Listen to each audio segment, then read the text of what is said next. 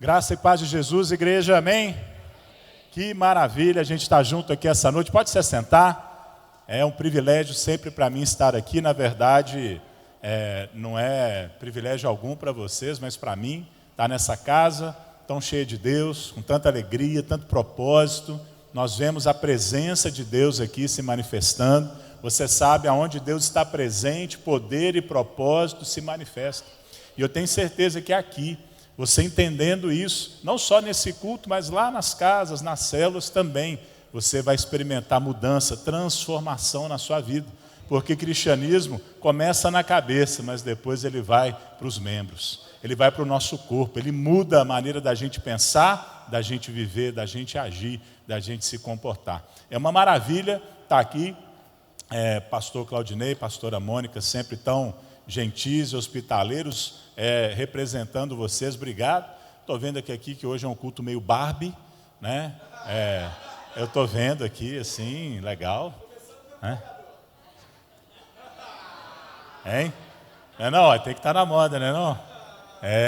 Estou brincando, nem pensei nisso, mas agora estou pensando. Amém. Benção demais, né? É a melhor coisa dar do que receber, né? Tá certo. Então, eu não sei quantos de vocês estiveram aqui de manhã, não vou nem perguntar, não quero constranger ninguém, mas eu queria pedir a sua permissão para fazer uma breve recapitulação para você que já veio de manhã daquilo que a gente conversou. Eu me aproveitei aqui, o Espírito Santo me dirigiu, logo que eu entrei no prédio e vi aqui Dia da Visão, eu falei, poxa, eu tenho que mencionar isso. O que eu vim trazer hoje, a mensagem que o Espírito Santo colocou no meu coração, tinha a ver com a maneira como nós enxergamos a igreja. E a maneira como nós enxergamos não só a igreja, mas a nós mesmos, a nossa família, o nosso papel na sociedade. Muda a maneira como a gente vive. Não só como a gente pensa, mas aquilo que a gente faz. Não tenha dúvida disso. Contei uma breve história aqui sobre um rapaz que um dia passando na rua, ele vê 3 pessoas, 3 pedreiros trabalhando numa obra, o primeiro muito desanimado. E aquele rapaz pergunta, o que você está fazendo, amigo? Estou assentando tijolo. Trabalho sem graça, monótono, repetitivo.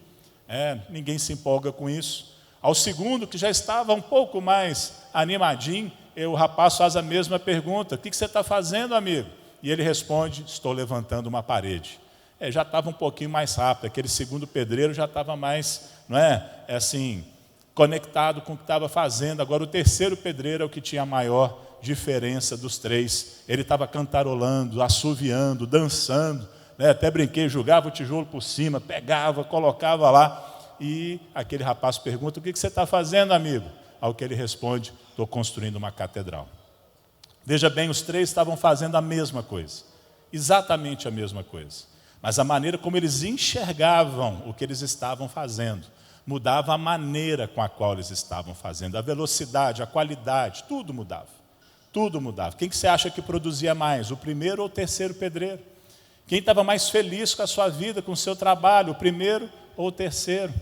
Você já entendeu aonde eu quero chegar. E a igreja, se você a vê de uma maneira que não é a correta, se você simplifica demais a igreja, você pode ter, assim, uma noção equivocada e você pode se desanimar, você pode não se engajar tanto, você pode estar meio desanimado, o que para mim é uma surpresa. Eu vivo igreja há 25 anos, empolgado. É como se fosse o primeiro dia. Eu levanto da minha cama como se fosse o primeiro dia com Jesus. Primeiro lugar, porque eu me lembro de onde Ele me tirou. Eu me lembro do tremedal de lama onde eu estava afundado. Eu me lembro disso e eu não preciso mais de nenhum motivo. Só o fato dele ter me salvado, só o fato dele ter me perdoado é motivo para eu servi-lo o resto da minha vida. Eu já me animo com isso, mas mais do que isso, eu me apaixonei com Jesus, mas também com a sua igreja. Eu não sei se você sabe, mas Jesus e a sua igreja estão intimamente ligados, a ponto de quando Jesus, ele aparece a Saulo, antes de se tornar Paulo, o grande Paulo, ele se identifica assim, olha, eu sou Jesus, a quem você persegue. E Paulo deve ter ficado surpreso, porque ele nunca havia perseguido Jesus, mas sim a igreja de Jesus. Jesus e a sua igreja se confundem. Não é à toa que nós somos o corpo dele, o corpo de Cristo. E eu me apaixonei não só com Jesus, mas com a sua igreja. Eu queria morar dentro da igreja. Tinha um quartinho naquela época, o zelador morava dentro da igreja. Eu queria ser o zelador da igreja. só que eu não tenho habilidade manual nenhuma, zero, então não tinha jeito. Mas rapidinho eu arrumei uma vaga na secretaria da igreja, uma igreja pequena, 300 membros. Eu, advogado, formado, falei, não, eu quero estar nisso, eu quero investir minha vida nisso. Eu acho que não tem nada mais importante no planeta do que isso. Eu não era pastor, a igreja não era grande, não era famosa, não tinha nada. Eu era apaixonado com aquela igreja. E eu estou lá até hoje. Eu queria te ajudar um pouquinho a se animar com a igreja. Sabe, é você entender a beleza do que você está vivendo aqui. É muito mais do que frequentar cultos, ou ir em células, ou participar de uma marcha. Tudo isso é legal. É mais do que a gente se visitar. Tem algo maravilhoso, celestial, espiritual acontecendo o tempo todo do seu lado. E às vezes você está aí, não é, assentando tijolo. Às vezes você está aqui na igreja levantando parede, mas Deus quer te mostrar a obra maravilhosa que Ele está fazendo através de você e em você. É o que Deus quer fazer. E ainda que a igreja seja, por um lado, simples, que até uma criancinha pode se envolver e participar, a igreja também tem o seu lado complexo. Não dá para olhar a igreja sobre uma única ótica. E eu creio que esse é um dos problemas que muitos cristãos vivem. Eles veem a igreja só de um jeito, e aí, quando as outras facetas, imagens da igreja se mostram, a pessoa, ela rejeita, ela se sente confusa, ela se sente um peixe fora d'água, acha que tem algo errado. Bom, eu queria ir para a carta de Paulo aos Coríntios, no 3º capítulo, onde o grande apóstolo, o maior teólogo do Novo Testamento, ele descreve a igreja em 3 figuras, em 3 metáforas, 3 imagens diferentes: família, campo e templo. É isso que ele fala lá. Para Paulo, a igreja é uma família, cujo alvo é a maturidade.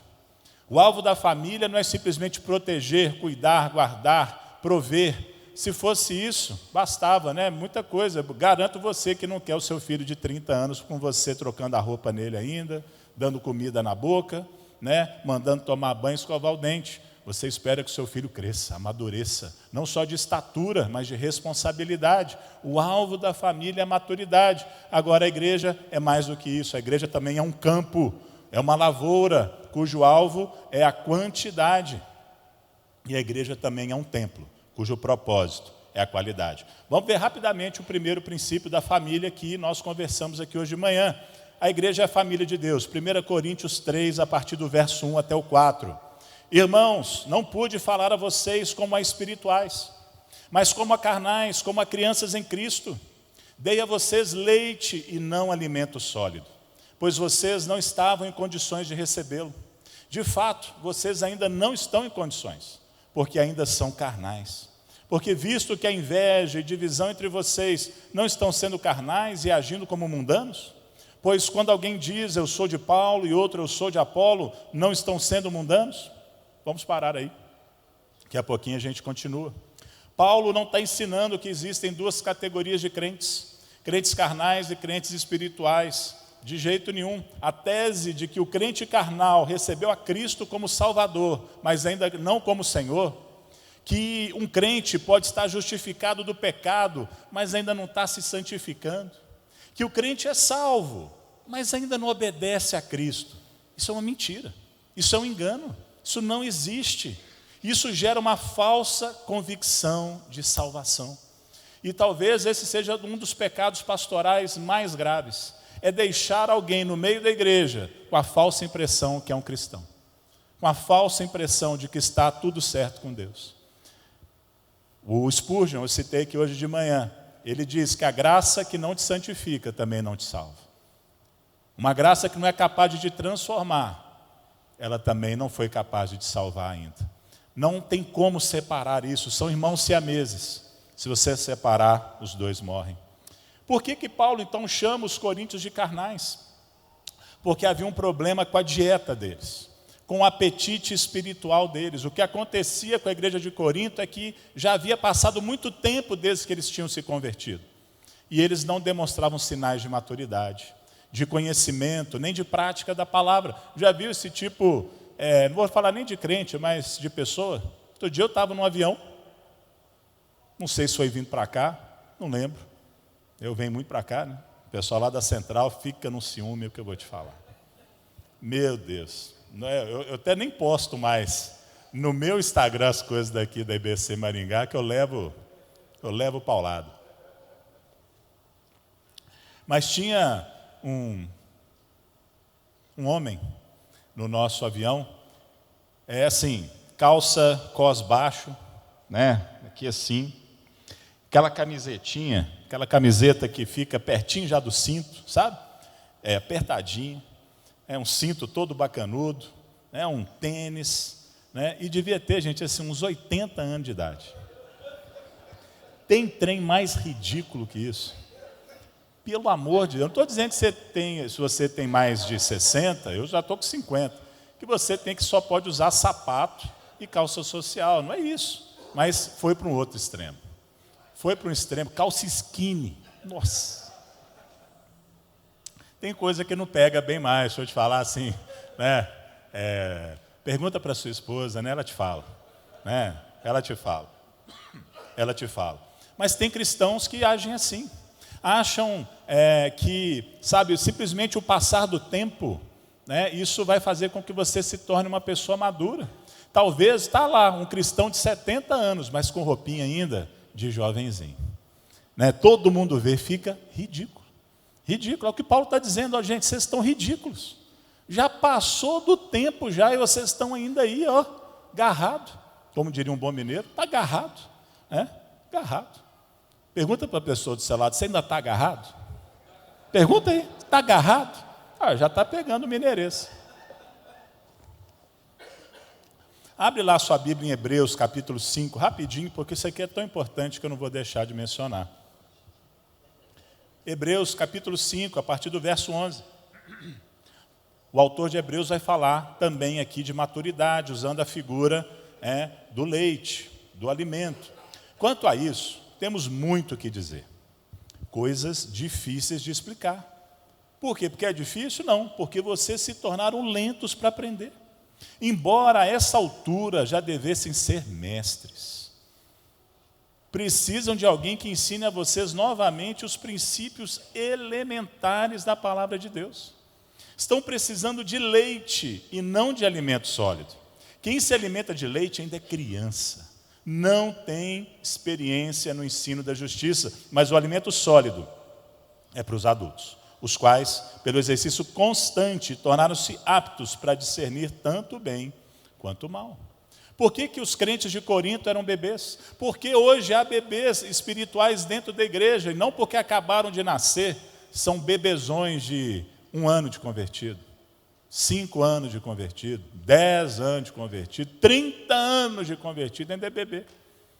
Ainda é bebê, gente. Eu já vi gente que eu enviei para o campo missionário, né, que às vezes é que tem mais idade, mas é que tem menos maturidade.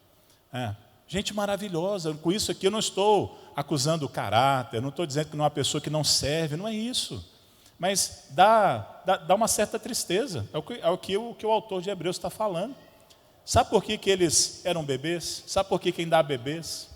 Porque aqueles crentes de Corinto, e muitos aqui ainda hoje, ouvem e não colocam em prática o que estão ouvindo. Maturidade na Bíblia, profundidade na Bíblia, não se trata apenas de grandes teologias e ensinos muito difíceis e complicados, mas de você viver, de você praticar. E aí então, o que o autor de Hebreus diz? Alguém tem que chegar e ensinar de novo a mesma coisa. Não exercita o que ouve, por isso é criança. Jesus diz o quê? No final do Sermão da Montanha: aquele que ouve e pratica as minhas palavras é como um homem sábio que edifica sobre uma rocha. O que está debaixo da casa, gente? A fundação. O que é fundação? É profundidade. Você quer ser profundo? Pratique o que você sabe. Não é? Aprenda. Se você não sabe, não tem como praticar. Agora, saber e não praticar, Jesus disse, é tolice. Não adianta nada. Não vai produzir o que você está esperando. Claro, a imaturidade aqui também,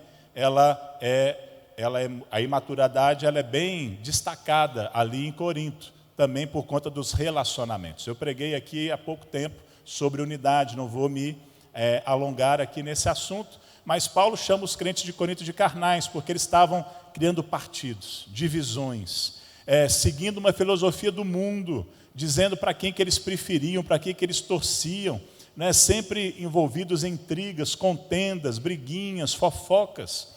E sabe, fora da igreja, trazendo divisão do mesmo jeito. Sabe, não é só aqui dentro da igreja. Talvez você pense assim, não, mas aqui dentro da Central Maringá, a gente não tem esse tipo de briga. Não tem essa disputa de liderança. Não é lá quem é Paulo, quem é Apolo, não. Mas deixa eu te falar, talvez tenha influências de fora da igreja, disputando o seu coração também. Trazendo divisão. No assunto discipulado, eu sigo o influente tal. O influencer tal. Não é o pastor. Né? No assunto de criação de filhos, é a pastora tal. Ela que é a minha autoridade sobre isso aí. Eu sou de fulana. Eu sou de ciclano. Em assuntos mais profundos, né, aí é o Luciano descerá. Né? Não é o subirá. Gente, amo, tá? Amo de paixão, ouço tudo dele. Né? Um homem de Deus. Mas deixa eu te falar, pastor da igreja, tem hora que a gente fica assim, puxa vida. Né? Puxa vida. É óbvio, não tem como competir com isso. E nem é para competir, nós não estamos em competição com nada, vou falar disso daqui a pouquinho. Mas você tem que tirar essa divisão de dentro do seu coração. Sabe por quê? Porque quando você faz isso, na verdade, você está se tornando o seu próprio pastor. Você quer escolher. Então, quando eu quero uma coisa assim mais... você quer sempre algo que combina com o que você pensa. Não é isso que o apóstolo Paulo diz? Nos últimos tempos, os homens vão buscar ensinos segundo as suas próprias vontades, desejos, inclinações. Cuidado, cuidado. O pastor que você tem são maravilhosos. Eu espero que vocês reconheçam a bênção, a unção, a integridade dos pastores que lideram vocês aqui nessa igreja. O pastor Claudinei, a pastora Mônica, inclusive queria pedir uma salva de palmas para eles, não é? Você pode caprichar mais, né?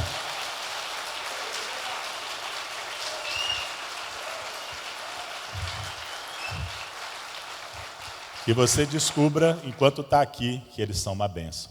Tá bom, mas se o alvo da família é maturidade, como é que um cristão atinge a maturidade? Nós sabemos que a Bíblia, todo o Novo Testamento fala sobre isso, sobre discipulado.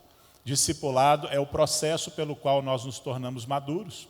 E discipulado é um chamado para seguir Jesus. Eu disse aqui hoje de manhã e eu repito, com muito temor, mas também com muita convicção na palavra de Deus, que é possível acreditar em Jesus e não segui-lo. O discipulado é um chamado para seguir Jesus, mas é possível acreditar em Jesus e não segui-lo. É possível ser um bom membro da Central Maringá e ainda assim não seguir Jesus. Seguir Jesus significa mais do que simplesmente ser uma boa pessoa, mas acreditar em suas palavras, imitar o seu caráter, obedecer seus mandamentos. Jesus coloca da seguinte forma: se alguém quiser me acompanhar, negue-se a si mesmo. Tome a sua cruz e siga-me.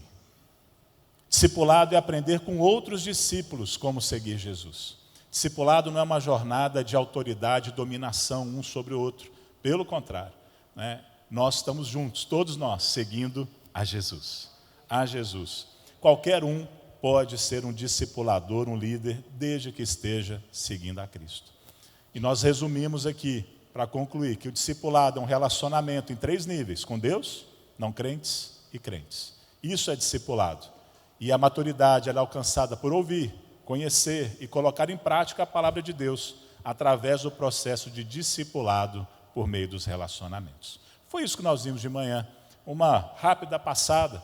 Agora, eu creio que muitos veem a igreja como família. Talvez não vejam como família como eu a descrevi aqui.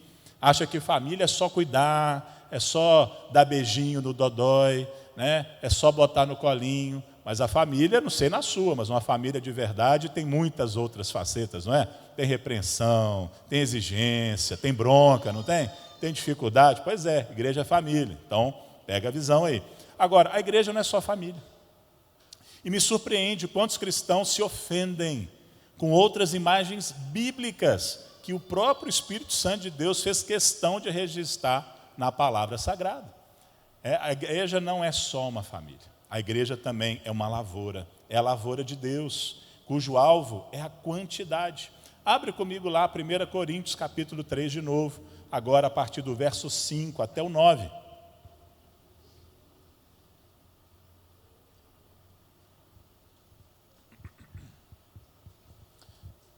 Estamos pegando de onde paramos. Paulo continua então a partir do verso 5 do 3º capítulo de 1 Coríntios. Afinal de contas, quem é Apolo? Quem é Paulo? Apenas servos por meio dos quais vocês vieram a crer, conforme o ministério que o Senhor atribuiu a cada um. Eu plantei, Apolo regou, mas Deus é quem fez crescer. De modo que nem o que planta, nem o que rega são alguma coisa, mas unicamente Deus que efetua o crescimento.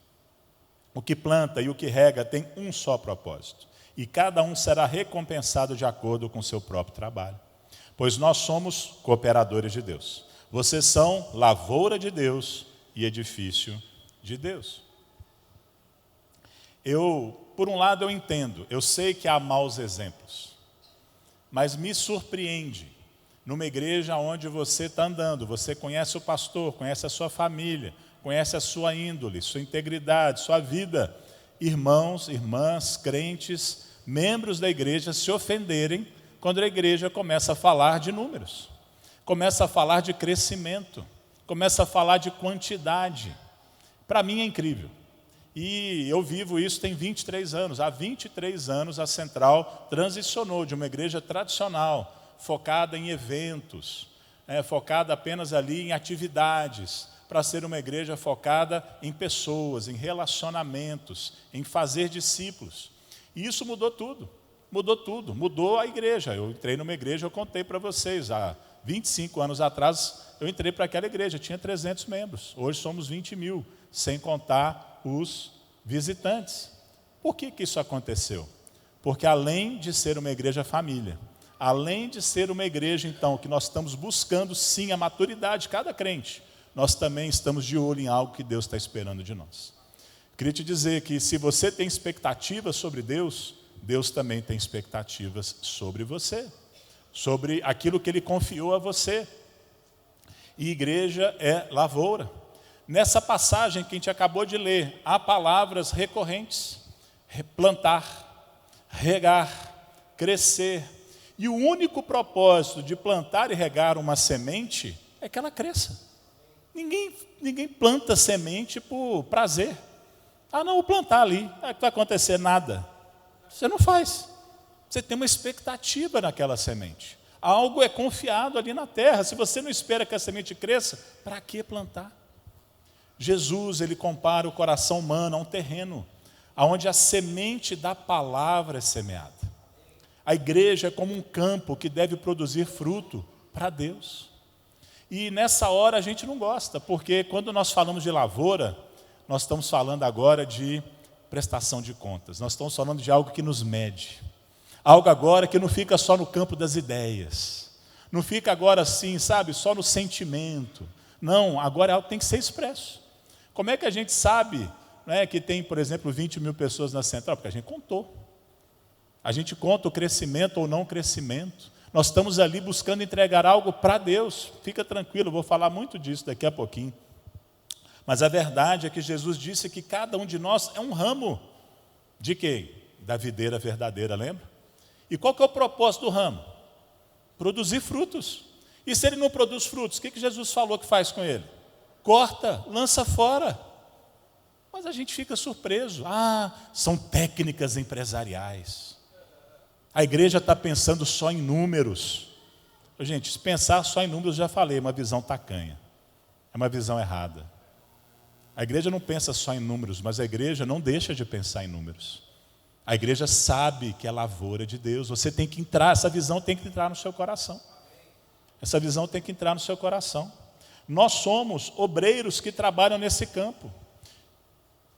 Na igreja, há diversidade de ministérios. Há uns que preparam o terreno, uns que regam o que foi semeado, aqueles que colhem o fruto na hora da colheita. E aqui eu queria tirar algumas lições, brevemente, sobre aquilo que pode atrapalhar ou contribuir para essa colheita. Então, eu quero dizer, em primeiro lugar, que aquele que confere o crescimento não somos nós. Não importa a metodologia, não importa o quão bem a gente aprenda a plantar e a regar, só Deus pode dar o crescimento. Isso já fica claro desde o início. Toda a glória é dele. Se de manhã eu disse que toda a autoridade é de Jesus e, portanto, nós não temos nenhuma, a não ser aquela que Ele conferiu a nós, também toda a glória é dele, e nenhuma glória sobrou para nós. Ele é o produtor dos resultados, e Ele nos convida a participarmos dessa lavoura. Ele nos dá o privilégio de sermos trabalhadores nessa lavoura.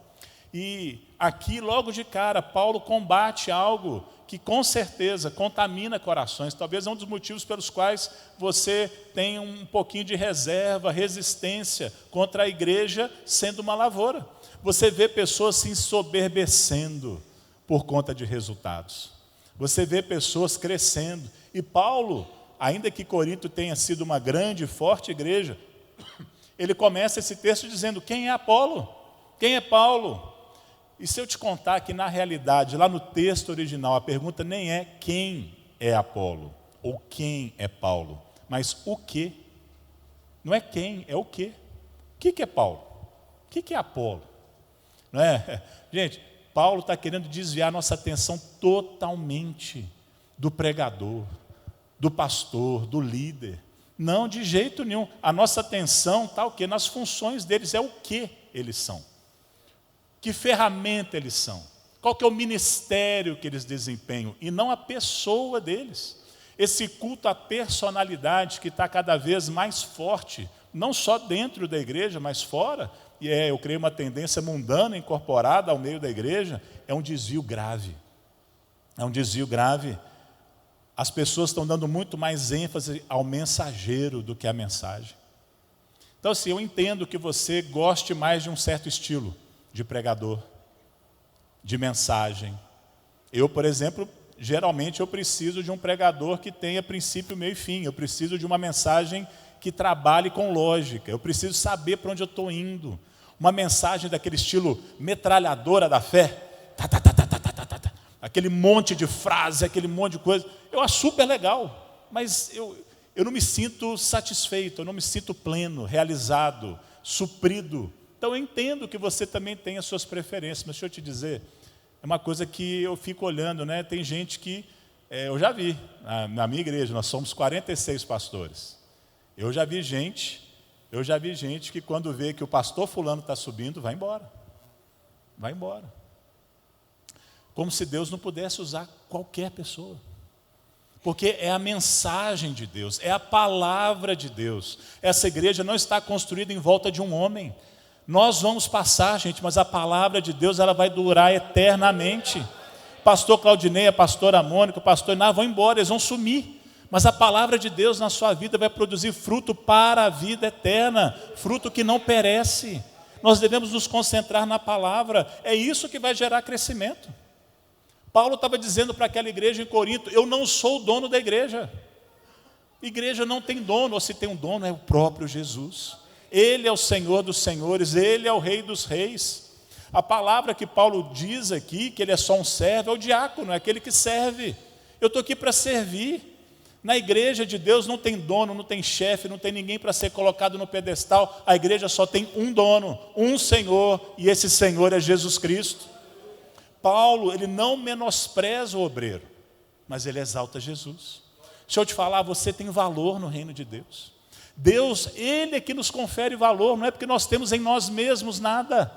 Mas Ele, o que Paulo fala? O que é Paulo? O que é Apolo? Servos por meio de quem vocês creram. Paulo está mostrando o valor que nós temos. Nós podemos ser usados por Deus. Você já imaginou isso? Eu creio que essa é a sensação mais maravilhosa que um ser humano pode experimentar aqui na terra. É se descobrir sendo usado por Deus. De repente, falei um negócio, foi Deus que falou, não fui eu. Deus te usa para curar uma pessoa, Deus te usa para te dar uma palavra de consolo, de ânimo, para levar alguém a Cristo. Foi Deus, cara, não acredito que Deus me usou. E eu queria que todos vocês, todos nós deveríamos sentir isso. Somos cooperadores de Deus, somos usados por Deus. Mas lembre, Paulo está destacando o Senhor, mas ele está dizendo o nosso papel nisso tudo. Nós somos como aquele burrinho que carrega Jesus. Eu não sei se eu já contei essa história aqui, né, do burrinho, né, mas vou contar de novo, não tem problema. Idade é isso, né? Depois que você passa dos 50, você repete as coisas, né? Aquele burrinho, né, que ele chega todo satisfeito em casa, e fala assim: mamãe, hoje você não acredita, eu estava lá em Jerusalém, né, e eu carreguei Jesus para ele entrar lá pela cidade, né, e foi maravilhoso. As pessoas se curvavam na minha presença, e elas jogavam flores e palmas no chão, né, e elas cantavam louvores, e elas diziam Hosana, né? E que maravilha, mamãe, foi lindo. Meu filho, e como é que foi? Mas você está todo esquisitão assim, chegou todo estrupiado aqui em casa, porque no caminho, né, eu voltei para casa sozinho e uns meninos judiaram de mim, me bateram, né, me xingaram, deram paulada, né? E a mãe falou assim: filhinho, eu sei, a vida é assim mesmo, né? Mas tem uma lição boa para você aí, é que sem Jesus você é só um burrinho, né? Você é só um jumento, né? E é isso. Nós somos aqueles que carregam a glória de Deus. Nós somos aqueles escolhidos por Ele, não por nossas próprias qualidades. Deus não precisa de nada que nós temos, inteligência, recursos, habilidades. Você acha que Deus precisa de alguma coisa sua, cara? Ou minha, ou de qualquer um? Mas Ele ainda assim nos valoriza. O que está em destaque aqui é o Evangelho, e não os instrumentos que Deus usou para anunciar o Evangelho.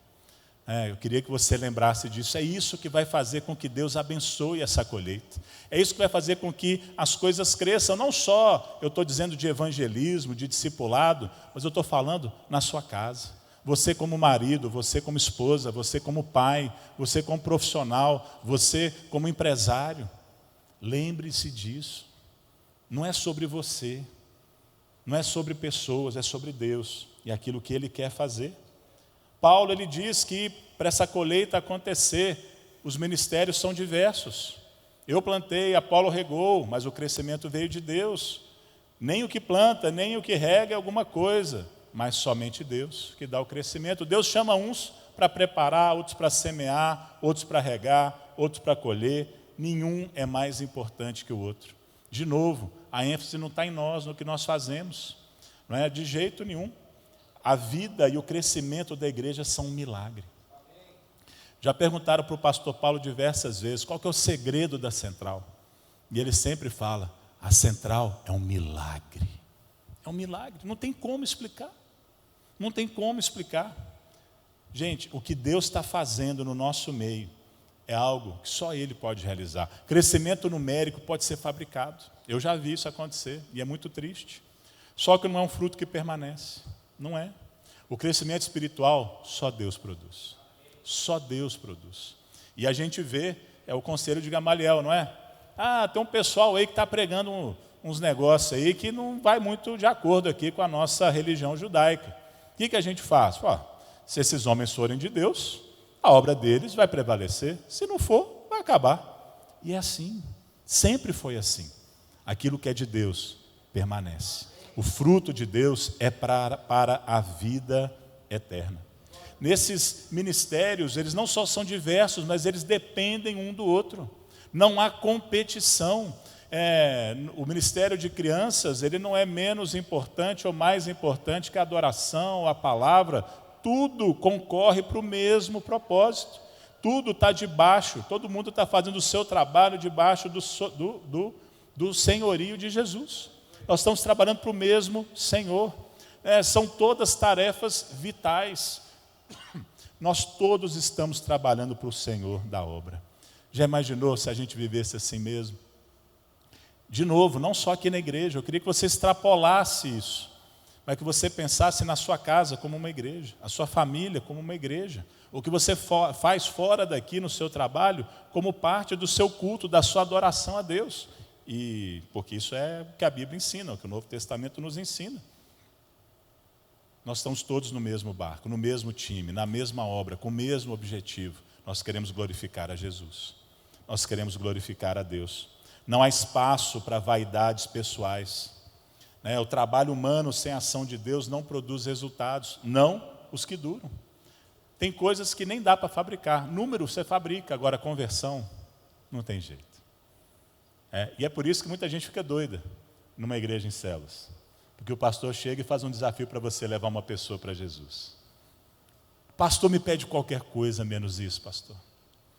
Me pede para andar de joelho daqui até na igreja lá. Eu vou. Eu consigo. Agora, como? Eles falam assim, mas pastor, não converte ninguém. Eu falei, eu sei. Então ora, porque se Deus não fizer, amigão, não vai acontecer nada. Não vai acontecer nada. Conversão não é um efeito psicológico. Não é um produto de um impacto teatral, fumaça e música tocante, né? Um efeito sobre o auditório. Conversão é uma obra soberana, milagrosa, do Espírito Santo de Deus. Só por isso, só Ele pode realizar o crescimento espiritual da igreja. Só Ele. E deixa eu te falar, Deus, também só Ele, vai recompensar cada um de nós. Há uma promessa e advertência ao mesmo tempo, que no final cada um de nós será recompensado de acordo com as palavras, com as obras que fez. É Ele que vai fazer isso. A recompensa se dá pela fidelidade no trabalho que desempenhou. O que planta e o que rega são um, e cada um receberá o seu galardão segundo o seu próprio trabalho. Deixa eu te falar, há uma recompensa. Porque às vezes você pensa assim, não, vamos plantar a semente, vamos colher, mas é a igreja que vai colher, como se fosse assim o CNPJ, o prédio, o pastor. Deixa eu te falar, isso acontece mesmo. Há um crescimento da igreja local, mas há uma recompensa para você. Há uma recompensa para mim. O Senhor está na mão dele a recompensa para dar para aqueles que foram fiéis naquilo que ele os confiou. Há uma recompensa. E seria um grave pecado se a gente dependesse de recompensa aqui. E eu vejo quantos numa igreja como a nossa, né, eu vou chamar aqui de nossa, que se ressente às vezes de faltar aquele tapinha nas costas. Aquele muito bem. Às vezes vê outros sendo elogiados e não é. Deixa eu te falar, nós fazemos o que fazemos não é pelo elogio do pastor, pela recompensa pública, pelos aplausos humanos. Nós fazemos tudo isso que fazemos, seja em casa, seja no meu casamento, seja na criação de filhos, seja como eu lido com dinheiro, seja como eu lido com o meu próximo. Eu faço tudo isso por conta daquilo que Deus vai me dar, a recompensa celestial. Essa você deveria almejar. Jesus fala, olha, ajunte tesouros nos céus. Mas não, parece que a gente se constrange, é como se fosse algo errado. Não, mas aí é uma barganha. Jesus está te propondo essa barganha. Desculpe colocar dessa forma, mas me parece um pouco isso. Ele está dizendo, troque mesmo. Troque esse tesouro daqui por um outro. Para de tentar juntar aqui e ajunta lá. Deixa eu te falar, você quer ser feliz? Aqui e lá, se envolva nessa obra. Se voluntarie para essa lavoura. E isso faz parte, inclusive, do seu processo de discipulado pessoal. Eu disse aqui hoje de manhã, não é só o outro a quem você está apresentando o evangelho que está ganhando, você está ganhando. Não só a recompensa lá, mas aqui, porque você nunca vai crescer, semelhança de Jesus. Você nunca vai seguir a Jesus de verdade. Você nunca vai se tornar tão parecido assim com Ele, se você também não estiver levando outros a Cristo. Porque Ele fez isso o tempo todo. O tempo todo Jesus pregou o evangelho. Orou pelos enfermos e expulsou demônios. E eu tenho certeza que se nós fizermos isso, não é? Se nós somos fiéis naquilo que o Senhor nos confiou, se nós formos trabalhadores dessa última hora, se nós nos empenharmos, não é? Dentro e fora de casa, nas nossas células e aonde a gente está, a aumentar esse campo de Deus, a trabalhar, plantar, regar, confiar, orar, nós vamos ouvir naquele último dia, naquele dia derradeiro, muito bem, servo bom e fiel. Foste fiel no pouco, sobre o muito te colocarei. A igreja é uma lavoura cujo alvo é a quantidade. Deus quer que todos sejam salvos, e todos é um número bem grande, né? Você não deveria se envergonhar de números. Deus quer que todos, esse é o tamanho do coração de Deus. E é por isso que igreja nenhuma pode parar, porque o campo é muito grande, as pessoas estão prontas para serem colhidas, e depende de nós, os trabalhadores, para fazer isso. Pois bem, falei então que a igreja é uma família, cujo alvo é a maturidade. A igreja também é uma lavoura, um campo, cujo alvo, propósito, é a quantidade. Mas se você para aqui também, muitos problemas vão vir. Confusões, desvios, porque, de novo, a igreja é mais do que isso.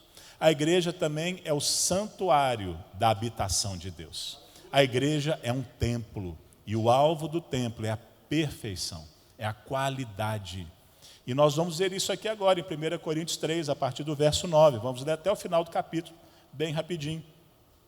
Paulo continua, pois nós somos edifício de Deus, templo de Deus, Santuário de Deus. Conforme a graça de Deus que me foi concedida, eu, como sábio construtor, lancei o alicerce e outro está construindo sobre ele. Contudo, veja cada um como constrói. Porque ninguém pode colocar outro alicerce além do que já está posto, que é Jesus Cristo. Se alguém constrói sobre esse alicerce, usando ouro, prata, pedras preciosas, madeira, feno ou palha, sua obra será mostrada. Porque o dia atrará luz, pois será revelada pelo fogo, que provará a qualidade da obra de cada um. Se o que alguém construiu permanecer, esse receberá recompensa. Se o que alguém construiu se queimar, esse sofrerá prejuízo. Contudo, será salvo, como alguém que escapa através do fogo. Vocês não sabem que são o santuário de Deus e que o Espírito de Deus habita em vocês? Se alguém destruir o santuário de Deus, Deus o destruirá, pois o santuário de Deus, que são vocês, é sagrado. Não se enganem, se algum de vocês pensa que é sábio, segundo os padrões desta era, deve se tornar louco para que se torne sábio. Porque a sabedoria deste mundo é loucura aos olhos de Deus. Pois está escrito, ele apanha os sábios na astúcia deles. E também, o Senhor conhece os pensamentos dos sábios e sabe como são fúteis. Portanto, ninguém se glorie em homens, porque todas as coisas são de vocês. Portanto, ninguém se glorie em homens, porque todas as coisas são de vocês. Seja Paulo, seja Apolo, seja Pedro, sejam o mundo, a vida, a morte, o presente ou o futuro. Tudo é de vocês e vocês são de Cristo e Cristo de Deus. No verso 9, Paulo começa a fazer uma transição da ilustração, da imagem, da metáfora agrícola para uma arquitetônica. A igreja aqui é um templo, é um santuário, o seu alvo é qualidade.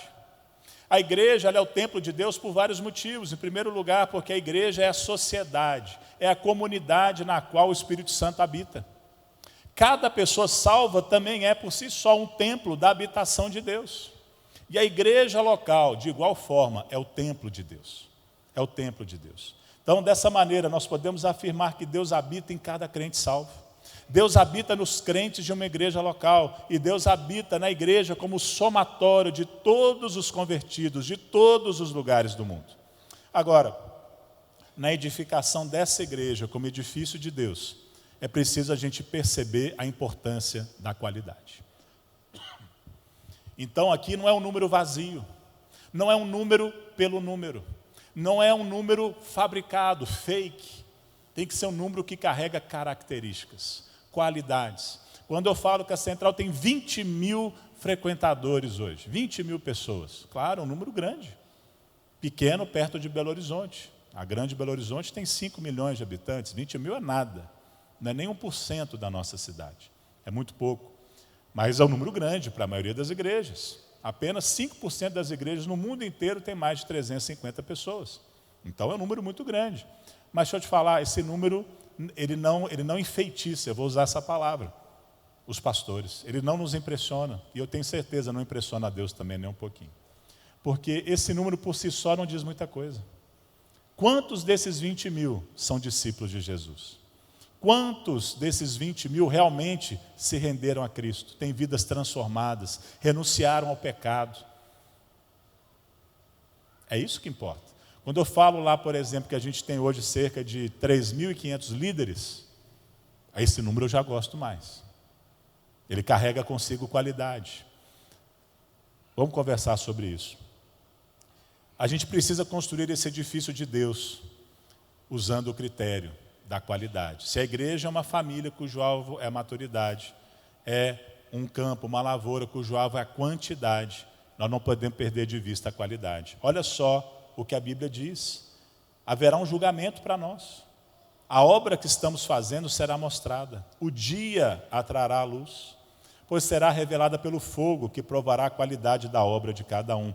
O dia que está falando aqui na palavra, provavelmente na sua tradução aí, esse dia está com letra maiúscula, porque aqui está falando do dia do julgamento, o dia do juízo, o dia da segunda vinda de Cristo. Deixa eu te falar, ele veio como servo sofredor a primeira vez, mas na segunda, ele volta governando. Ele veio cordeiro, mas agora a segunda vez ele volta leão. É todo olho verá.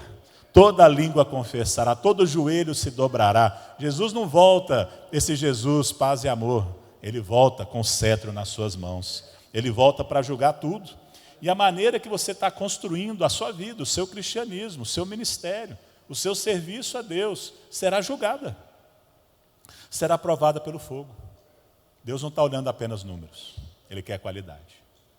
E para isso você tem que evitar dois grandes extremos na construção desse edifício espiritual chamado igreja.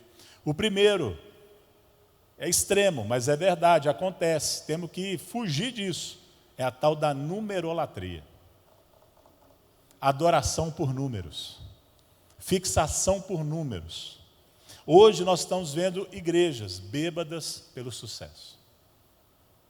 E o tamanho é sinal da aprovação de Deus. Deixa eu te falar, gente. Deus, Ele faz coisas crescerem e prosperarem porque Ele quer.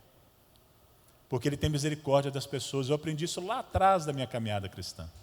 Lá atrás. Ah, mas o pastor fulano está falando, a igreja está bombando, então é de Deus. Nós temos que lembrar de novo, lá do conselho de Gamaliel, se é de Deus, vai permanecer. Cuidado. Deus, muitas vezes, Ele alcança pessoas de maneiras que nós jamais faríamos. Sabe por quê? Por misericórdia. Deus não está aprovando alguém só porque o ministério dele está sendo bem sucedido. Isso me enche de temor. Demais. Porque eu sei que isso não é garantia de nada. De nada, nada, nada.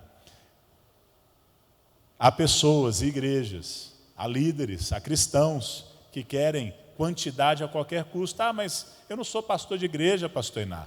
Então eu não estou preocupado se a igreja está cheia, mas às vezes você está preocupado se o seu bolso está cheio. Se as suas expectativas estão sendo cumpridas, atingidas. E se não estão, a sua vida é um fracasso. E se estão, Deus está com você. Isso também é numerolatria, sabia? Você também está fixado em resultados apenas. Você não está preocupado com a qualidade. Tem gente que para viver aquilo que espera, alcançar a independência financeira, a felicidade nos relacionamentos, elas mudam a mensagem do Evangelho para um Evangelho sem exigências. Eu mereço ser feliz, pastor. Eu mereço ser feliz. E em nome disso, estão prezando o quê? Os resultados. Numa igreja, como é que acontece isso? Os pregadores mudam a mensagem e oferecem um evangelho também, sem exigências. Só para encher uma igreja. E você já viu, não é isso que essa igreja faz. Não é isso que nenhuma igreja séria faz. Crianças espirituais gostam de espetáculo. Gostam de novidade, gostam de fumaça. Não tem discernimento para identificar perigos, riscos das heresias. E é nesse contexto que o apóstolo Paulo está dizendo que a igreja precisa construir e se edificar, mas com qualidade. Deus não está interessado apenas em números, Ele quer vida. Tem que ser real. Eu lembro o Bono Vox, aquele líder, cantor do U2. Lembra do U2? Se você não lembra, está ótimo, você não perdeu nada. Podem ser uma excelente banda, mas e daí, né? Mas eu lembro ele falando uma vez numa conferência cristã. Ele dizendo que para ele é muito fácil perceber uma igreja, quando ela é real ou não. Ele fala, tem algumas igrejas que eu entro e eu não sinto nada. Não tem nada acontecendo ali. Parece que está morto. Há igrejas que eu entro e eu percebo a vida. Eu percebo que não é fabricado, porque às vezes você está entrando num lugar que está super agitado, barulhento. Isso não quer dizer vida. Isso pode ser apenas fumaça. Mas quando é Deus, é diferente. E a gente sabe que é diferente. A gente sabe. Deus quer vida, vida de verdade. Deus quer qualidade. Agora, tem um outro extremo. Se a numerolatria é algo que nós temos que fugir, tem um outro extremo. E talvez seja esse que te pega. É a numerofobia. Você tem medo de número. Sabe por quê? Porque o número, ele expõe você. Ele nos expõe. E eu vou dizer número, mas eu estou dizendo aqui até de resultado mesmo. Você não quer que ninguém saiba que o seu casamento está mal. Aí você finge. Você não quer que ninguém saiba que a sua vida financeira vai mal. E você finge. Você prefere não traçar planos, objetivos para a sua vida, porque aí também você nunca vai saber se iria alcançar ou não. Tem gente que, ao invés de pintar um quadro para a sua vida ali, um alvo, para então lançar um dardo e ver se atinge o centro da vontade de Deus. Não, sabe o que prefere fazer? Pega um dardo e joga em qualquer lugar. Aí depois vai lá e desenha o alvo. Numerofobia. É uma atitude de acomodação, aonde a manutenção é tudo o que a gente espera. Vou manter isso aqui, né? Vou botar ali meu casamento em banho-maria, criação dos meus filhos em banho-maria, meu cristianismo em banho-maria. Olha, eu não sou isso tudo, mas também estou na média. É a mediocridade. É quando a gente começa a se justificar para tentar tampar o sol com a peneira. A gente tenta, então, dar bons motivos pela nossa falta de frutos espirituais, em qualquer área, e inclusive no seu ministério de fazer discípulos. Deixa eu te falar, a melhor coisa que tem é a gente ter alvos e metas para a vida. É lindo isso. Isso deveria nos ajudar, nos motivar. Não é o nosso Deus, mas muitas vezes Deus usa isso mesmo para confrontar você e a mim, para poder nos apertar. Dizem por aí, não é assim que, como é que é? Não sei o que, apertado é que anda? Como é que é? Eu esqueci agora. Bom, não vem ao caso. É quando você está ali na pressão que a coisa acontece. Quando você está muito folgadão, você não vai para lugar nenhum. Então, nem numerofobia, nem numerolatria, nós devemos construir a igreja do modo que Deus quer. E aqui, então, vou falar rapidamente 4 princípios para terminar. E aqui eu já estou chegando no meu encerramento mesmo. Nós devemos construir sobre o fundamento certo. Paulo diz, então, para cada um ver como constrói. Ninguém pode colocar um alicerce além de Jesus Cristo. O fundamento, o alicerce, a pedra fundamental da igreja não é o Papa, não é o pastor, não é um missionário, nem uma liderança local. Pastores e pregadores mudam, já disse, passam, morrem, mas a igreja que é edificada sobre Jesus sobrevive. Ele é o fundamento da igreja, ele é a pedra sobre a qual a igreja está edificada. A igreja não poderia ser edificada sobre Pedro, ou Paulo, ou Claudinei, ou Mônica, porque eles vão passar, só Jesus permanece para sempre. Nós não podemos abandonar a mensagem da cruz, embora ela continue escandalizando tanto hoje quanto lá atrás, porque a mensagem da cruz é ofensiva. Eu e você somos pecadores, merecemos a ira de Deus. Deus precisou enviar o seu único filho para morrer por mim e por você. Negue-se a si mesmo. É duro demais. Eu estou determinado como Paulo a pregar só Jesus. Ele é o único fundamento da igreja. E quando o crente deixa de edificar sobre o fundamento de Jesus, ele começa a naufragar na vida. Então, você em primeiro lugar, você tem que construir sobre o fundamento, a fundação, o alicerce certo. Segundo, você tem que construir com o material certo.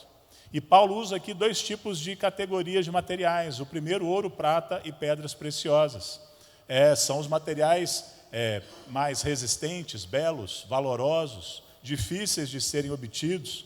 Depois ele cita outros tipos de material. Madeira, feno e palha. É um material mais efêmero, temporário, barato, fácil de se obter. E esses materiais aqui, você não deveria pensar em pessoas, mas sim em doutrinas, verdades. Paulo está falando da essência do Evangelho. Tem muita gente tentando construir a sua própria vida em cima de um Evangelho deteriorado, misturado com paganismo, secularizado, centrado no homem.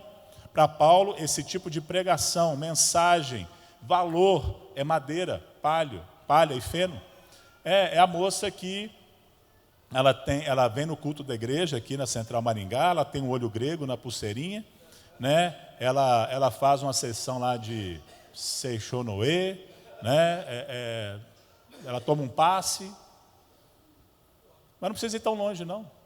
É você aceitar um evangelho que é menos que evangelho. É você aceitar um evangelho diluído e você aplicar ele na sua vida. Deixa eu te falar, na dúvida, pega o mais radical. Na dúvida, cara, erra, eu vou te falar, se é para errar, eu prefiro errar pelo excesso. Eu não quero errar nunca, mas deixa eu te falar, entre assim, pessoas mais conservadoras, né, e mais liberais no sentido teológico, eu vou te falar, eu prefiro ir mais para o conservador. Eu prefiro. Vai por mim, que já estou com 50, que você não vai errar não, cara. Né? Cuidado. né? Cuidado, porque isso é madeira, palha e feno. Tem problema não, pastor, é só aqui, é só ali. Cara, sai fora. Agora, nesse contexto aqui, ouro, prata e pedras preciosas significam a verdade. É o evangelho puro. Nós devemos construir com material nobre, duradouro, permanente. Material que resista ao fogo do julgamento. Sabe, para você achar ouro, prata, pedras preciosas, você tem que cavar. Você não encontra isso na superfície. É por isso que a gente precisa de maturidade, é preciso mergulhar nas profundezas das riquezas de Cristo, é preciso cavar na palavra de Deus. Se você ficar só na superfície, só no leitinho, você vai acabar construindo sobre palha, feno e madeira. Né? Esses aí você encontra em qualquer lugar. Em qualquer lugar.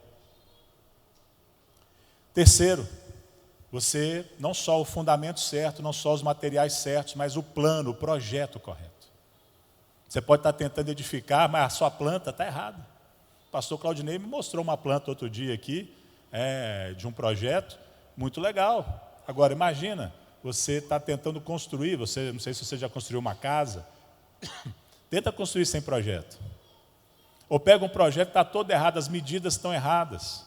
A proporção está errada, uma escala lá, está lá 1:20, você faz 1:25, pronto. Você vai gastar muito mais, vai ser tudo diferente, os tamanhos vão ser todos errados. Se você quiser construir do jeito que Deus quer, você tem que fazer de acordo com o plano que Ele deu para nós. Há uma sabedoria do mundo que funciona no mundo, mas não funciona na igreja. Aquilo que o mundo valoriza, o reino de Deus despreza. O que o reino de Deus, o reino de Deus está de ponta cabeça, ele está invertido. Ele tem valores que são totalmente diferentes do mundo. Não é? Aquela igreja lá, quando começou, ela não tinha ricas propriedades, nem influência de governos, não tinham tesouros, não era composta por grandes intelectuais, nem grandes celebridades. Ainda assim, eles transtornaram o mundo. Eles mudaram tudo em volta deles. O mundo depende de dinheiro, promoção, prestígio, influência, mas a igreja depende de oração, é do poder do Espírito Santo, é de humildade, sacrifício, serviço. No nosso reino, bem-aventurado é humilde de espírito e não arrogante. Bem-aventurado é o manso e não o que tenta dominar os outros pela força, pela braveza. Bem-aventurado no reino de Deus é aquele que chora e não o que faz o outro chorar. Bem-aventurado no reino de Deus é o puro de coração e não o grande conquistador. O maior no reino de Deus é o que serve e não o que é colocado num pedestal para ser bajulado. Se a gente quer construir a casa de Deus de verdade, a gente deve usar o plano certo. Uma igreja, um cristão, que tenta imitar o mundo, pode ter sucesso por um tempo, mas vai se cobrir de cinzas na eternidade. A sua prova não vai resistir. A sua obra não vai resistir à prova do fogo. E agora o último princípio para a gente encerrar. Nós devemos construir com a motivação certa. Motivação certa, é tudo. Se você quiser construir do jeito que Deus quer, você deve construir com a motivação certa. Eu queria convidar o pessoal da adoração para voltar. É para você ter a impressão que eu estou realmente terminando. Ainda que talvez demore um pouquinho. Né? Qual que é a motivação certa para edificar a igreja de Deus? Para você fazer o que você... Quando eu falo igreja, de novo, gente, não é esse prédio. Não é o Ministério Batista Central. Estou falando de você, da sua vida. Qual que é o motivo pelo qual você não traz sua esposa? Qual o motivo pelo qual você cria os seus filhos no temor do Senhor? Qual o motivo pelo qual você é honesto nos seus negócios, na sua vida? Sabe qual é? Qual deveria ser? A glória de Deus. Não é o seu benefício próprio. Não é o seu próprio ganho, a glória. Não. A primeira motivação da nossa vida é a glória de Deus. E quando a glória de Deus é a nossa motivação, não vai existir empecilhos. Não vai existir. A igreja, ela é herdeira de todas as coisas em Cristo. É assim que ele termina o texto que nós acabamos de ler. É assim que ele termina. Não é para a glória dele, mas ele nos dá, de novo, recompensas. Ele nos dá herança. Sabe, Paulo está aqui apelando para a dignidade, para o destino da igreja, como uma motivação correta de se fazer essa obra também. Se nós somos possuidores de todas as coisas em Cristo, por que nós estamos tão preocupados? todas as coisas pertencem a todos os cristãos. Não é a igreja que é nossa, nós é que somos da igreja. Não é a igreja que pertence ao crente, mas o crente é que pertence à igreja. E a igreja, deixa eu te falar, é riquíssima. Riquíssima, herdeira de Deus. Tudo que o Pai tem é do Filho. Cada crente tem todas as coisas com Cristo, gente. Eu falei que hoje de manhã, você não pode ser como aquele irmão mais velho, ali do filho pródigo, que estava em casa, e ele tinha tudo, mas nunca aproveitou. Tudo isso que eu estou te falando, essa construção do edifício espiritual, de nós sermos cooperadores nessa grande lavoura, de nós sermos filhos e pais nessa família, tem um propósito. Essa é a vida abundante. A vida abundante é isso, não é ter dinheiro no bolso, saúde para dar e vender, não é você viajar e ter casa e carro, tudo isso é muito legal. O pai daquela parábola disse para o filho mais velho, o irmão mais velho do filho pródigo: meu filho, tudo que eu tenho é seu. Mas o banquete às vezes não é o banquete que você quer. Você queria outra coisa. Deixa eu te falar, tem um banquete. Tem um banquete servido para você, igreja. Fica de pé.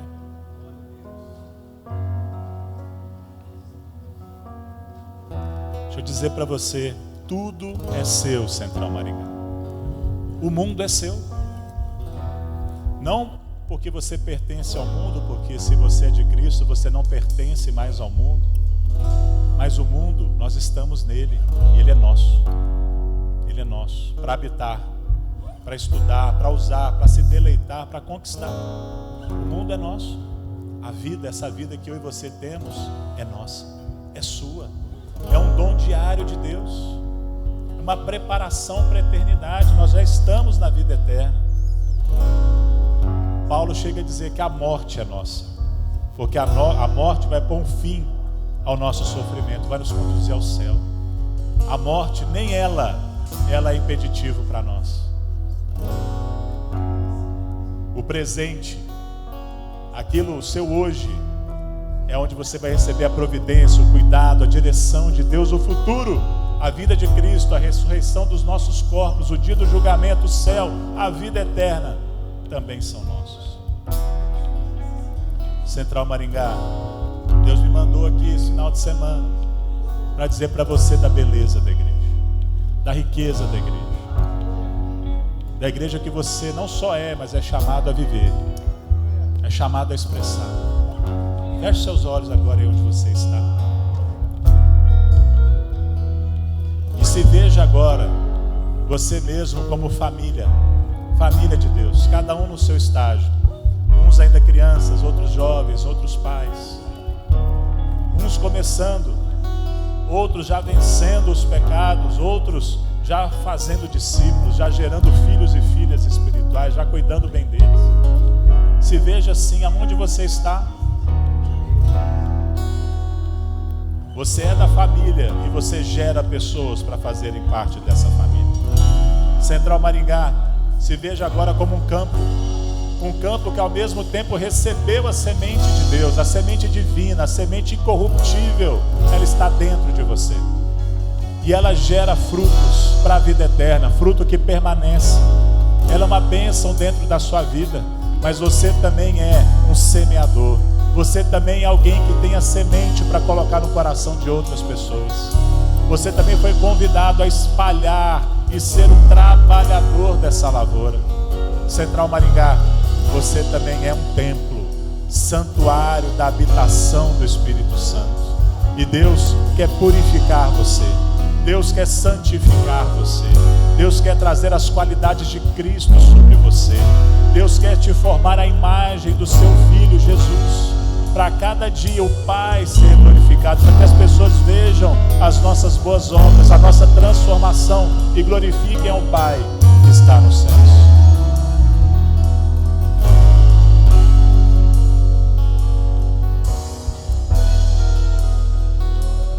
Abraça essa visão.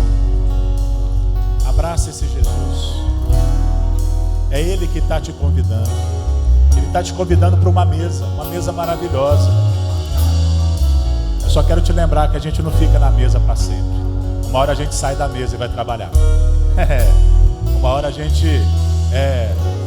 gente está na mesa comendo, recebendo, mas uma hora nós também estamos lá dando, estamos lá sendo tratados.